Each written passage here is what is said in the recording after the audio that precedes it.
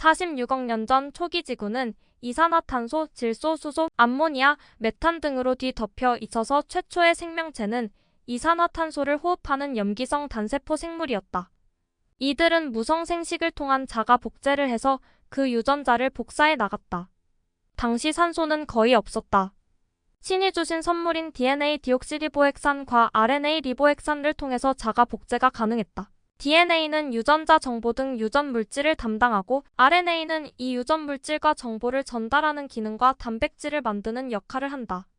DNA, RNA가 발견된 것이 1869년이니 다윈의 진화론종의 기원이 발표된 1859년으로부터 겨우 10년 후 겨우 지금으로부터 150년 전이다.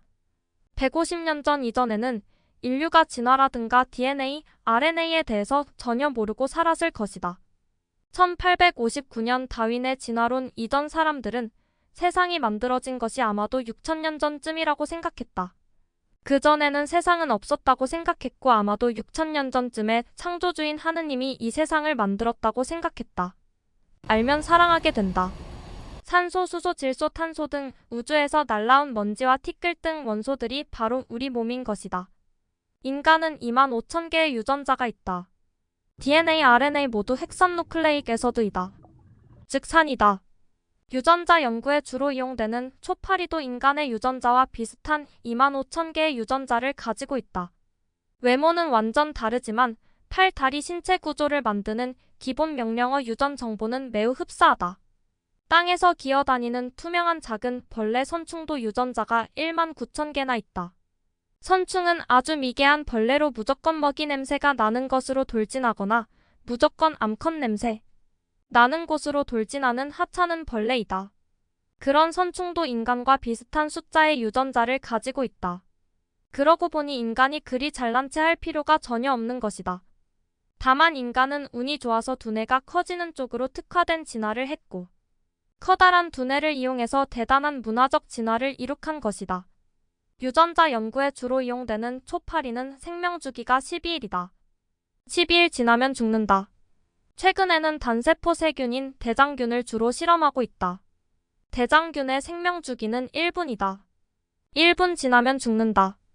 대장균을 이용해서 수많은 세대의 유전 변화, 진화 등을 짧은 시간 내에 시뮬레이션을 할 수 있는 것이다.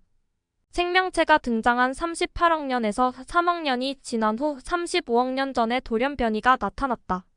이들은 남조류 남세균라는 생명체로서 지금의 식물성 플랑크톤에 해당한다. 이들은 태양과 물과 이산화탄소를 이용해서 광합성을 하기 시작했으며 엽록체를 이용해서 산소를 만들어 방출하기 시작했다. 이산화탄소를 이용해 호흡하던 염기성 생물보다는 산소를 호흡하는 호기성 생물이 그 생존 활동이나 번식 등 모든 면에서 효율성이 높으므로 호기성 생물이 늘어나게 된다. 허나 남조류가 방출하는 산소가 지구상에 가득 찬 이산화탄소와 질소, 수소를 대체하는 데는 수많은 세월이 필요했고 바닷속에서 늘어난 산소와 대기 중에 늘어난 산소가 축적되어 이를 에너지원으로 사용하는 호기성 생물이 폭발적으로 증가하는 고생대 초기 캄브리아기가 5억 5천만 년 전에 전개되기까지는 무려 30억 년이라는 긴 시간이 필요했다. 5억 5천만 년 전 고생대 캄브리아기 때 폭발적으로 나타난 지구상의 생물들은 고생대 오르도비스기, 석탄기, 대봉기 등을 거치며 번성하다가 2억 5천만 년 전 고생대 마지막 페름기 때 지구에 충돌한 커다란 운석으로 인해 90% 이상이 멸종된다. 이때까지의 고생대는 어류 양서류의 시대였다. 2억 5천만 년부터 시작된 중생대는 트라이어스기, 쥐라기를 거쳐 6,500만 년 전 마지막 백악기 때 또 운석의 충돌로 지구상 생명체의 85% 이상이 멸종되었다. 중생대는 공룡, 악어, 뱀, 도마뱀 등의 파충류의 시대였다. 500만 년 전부터 지금까지는 신생대라 불리우며 포유류의 시대인 것이다. 5천만 년 전 나타난 포유류 중에서 영장류이며 꼬리가 달린 원숭이가 바로 우리의 조상이다. 이들은 진화해서 1800만 년 전에 오랑우탄이 분가했으며 그 후 고릴라가 분가하고 마지막으로 700만 년 전에 침팬지 계통과 인간의 조상인 오스트랄로피테쿠스가 분가했다. 이들은 다시 호모 하빌리스 호모 에렉투스를 거쳐 20만 년 전에 현생 인류의 모습과 비슷한 호모사피엔스가 된 것이다. 호모사피엔스는 6만 년 전, 8만 년 전에 고향인 아프리카 이디오피아를 떠나 전 세계로 퍼져나갔다. 인류의 역사상 가장 중요한 정착 생활과 농경 생활을 시작한 것이 1만 3천 년 전이니 그때까지는 수렵 채취 생활을 했을 것이다. 인간의 대약진에 가능한 이유는 후두가 내려가면서 언어 능력이 대폭 확장되었고 이로 인해 서로 간의 정보 교환 및 정보 축적이 가능해진 것이다. 이때부터 본격적인 도구 사용, 불의 사용, 협동 사냥 등 인간의 두뇌가 급발달한 게다. 대약진은 다시 한번 찾아온다. 6천년 전에 고대인들이 문자를 발명한 것이다.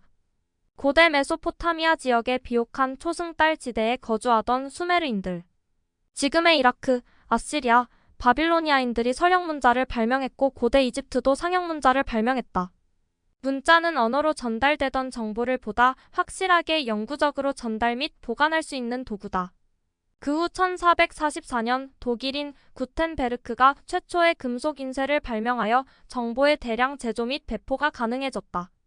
이로 인해 유럽이 문명화되고 스페인의 사주를 받은 콜럼버스가 1492년 아메리카 대륙을 발견하고 1500년 초에는 스페인이 아스텍 제국, 멕시코, 잉카 제국, 페루 등 중남미 전역을 점령하게 된 강력한 동기가 된 것이다. 중요한 것은 구텐베르크가 최초의 금속 활자를 발명하기 200년 전인 1250년에 이미 고려에서 금속 활자를 발명했다는 것이다. 세계에서 유일하게 쇠젓가락을 사용하는 한반도. 한민족의 뛰어난 머리와 손재주는 지금 한류가 되어 세계로 뻗어나간다.